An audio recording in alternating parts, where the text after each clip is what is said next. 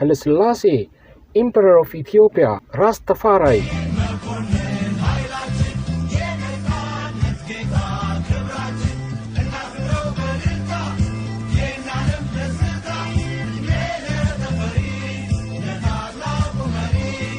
Haile Selassie's birthday is seen as one of the holiest days of the year for many people, especially for Rastafarians. He was born on 23 July 1892. Until bigotry and prejudice and malicious and inhuman self-interest have been replaced by understanding and tolerance and goodwill, until all Africans stand and speak as free beings, equal in the eyes of all men, as they are in the eyes of heaven. Until that day, the African continent will not know peace.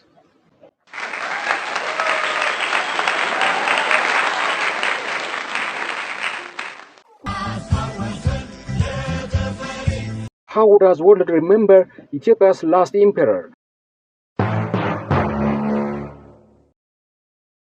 On July 23, 2023, millions of people around the world commemorate the 131st birthday of Emperor Haile Selassie, the former ruler of Ethiopia and a revered figure in the modern African history and the Rastafarian religious movement. Al-Kebulan takes a look at the life and memory of one of the most influential African of the 21st century. His Imperial Majesty Haile Selassie I, visionary leader and a symbol of hope and unity for millions of Africans and the black race. Happy birthday to Emperor Haile Selassie, Rastafari. Haile Selassie was born on July 23, 1892. His Imperial Majesty Emperor Haile Selassie was born as Lichtafari Makonnen on July 23, 1892 in the town of Ejersagoro in the Hararghe province, some 18 miles outside the city of Harar, Ethiopia. Lichtafari was given the religious name Haile Selassie. He was the son of Ras Makonnen, governor of Harar under his kinsman Emperor Minilik II. Ras Makonnen, a Shoa Amhara noble, was married to an Oromo Yeshimabet who died 2 years after Lichtafari's birth. In a significant break with precedence, Lichtafari Makonnen was raised with an understanding of world affairs and with an exposure to outside world. He was to become the first emperor of Ethiopia to have traveled extensively abroad. Ras Makonnen and therefore Lichtafari Makonnen were directly of the Solomonic line, as was Emperor Minilik himself and Tafari Makonnen's great-great-grandfather, Nugus Haile Selassie of Shoa. King Haile Selassie had already made treaties with foreign states, including Queen Victoria's Britain. Lichtafari Makonnen was unusually for the period brought up with both a strong education in Shoa and Amharic traditions and in Western history, language, and statecraft. He was named the Jazmach, literally keeper of the door, the equivalent of the title of count in Western terms, for part of Hararghe province at the age of 13 in 1904, only about a year before his father's death. The governorship of Harar and the army which went with it went to another, Tafari's half-brother Yilma. When Ras Makonnen died and Lichtafari Makonnen was named to the lesser governorship of Salale, but because of palace politics, he was forced even to administrate this governorship from the confines of Emperor Minilik's palace in Addis Ababa, where he learned firsthand the art of political maneuver. Emperor Minilik, one of Lichtafari's supporters, suffered a severe stroke in 1908 and Tafari was exiled to the southern frontier area where he served as governor of Sidamo province.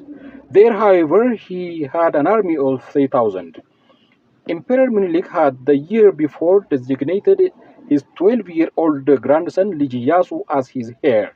Emperor Minilik's wife, Empress Aitu, promoted the interests of Zauditu, her daughter. At this point, however, Yilma died and the governorship of Harar again became vacant. So, in 1910, with the loyalty of the various armies, including Harar and the Princess Tafari, with the Shoa Amhara nobility, was able to insist that Empress Aitu devote her energies to nursing the ailing emperor, with day-to-day management of the empire handled by Rasta Samma as regent. Rasta Samma was one of the most powerful Rasas, commanding an extensive army of his own. He had been the traditional advisor guardian of Liji Yasu. But Tasamma died in 1911 and Liji Yasu began a determined bid for the throne.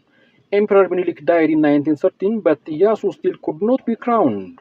His apparent conversion to Islam, the religion into which his father was born, discredited him in the eyes of the monophysite Ethiopian Orthodox Church and the Shoan nobles.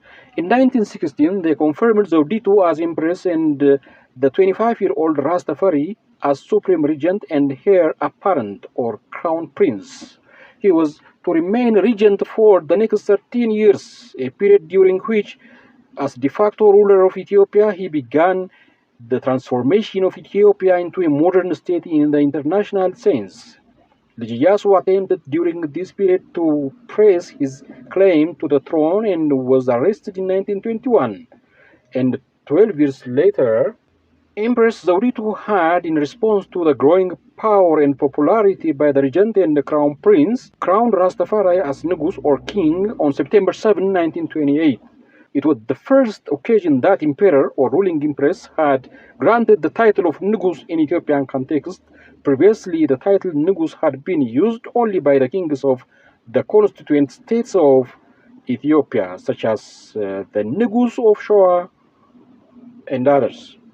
Empress Zewditu herself, resentful of the growing popularity of the regent in 1930, sent her husband sizable army against Tafari's forces, but the army was immediately crushed and her husband killed. But on April 2, 2 days after Nugus Tafari's victory against her husband, Empress Zewditu died.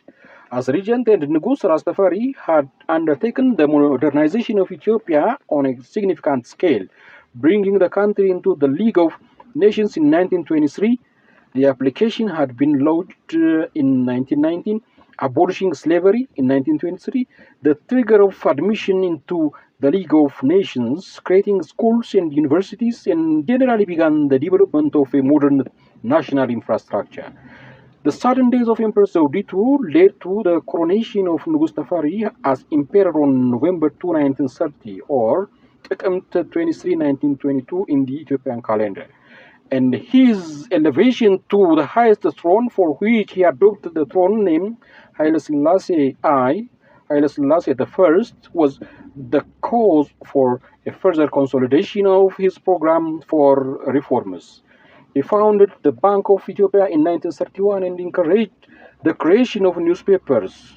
Throughout this period, however, there were mounting tensions with Italy, which had occupied Eritrea from the 1890s.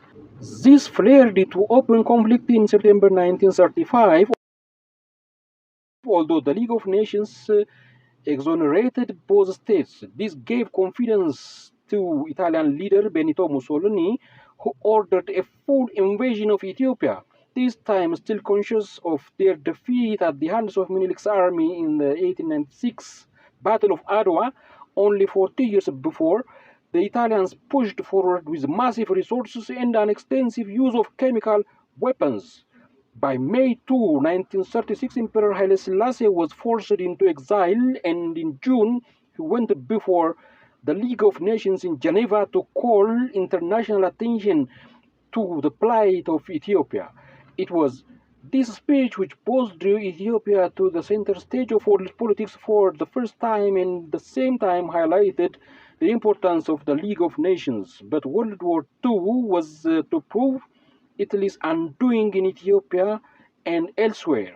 When Italy joined the Axis powers in June 1940, Britain began working with Haile Selassie to remove Italian forces from Ethiopia. The emperor moved to the Sudan with his son, Crown Prince Asfawassen, later Emperor Amaha Selassie I, to coordinate action between his own troops and those of the British, and with an army of British, South African, Ethiopian, and other African forces, Emperor Haile Selassie re-entered Addis Ababa on May 5, 1941.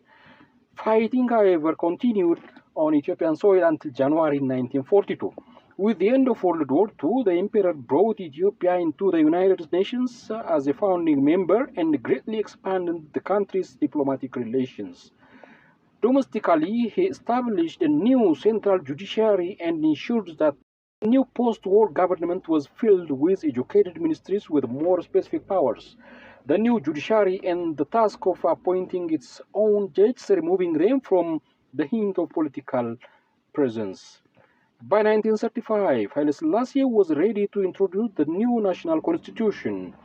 It was created through the consensus of input from an Ethiopian educated class which had never before been seen in the country and which was to a great extent created by the international exposure many Ethiopians had received because of the war.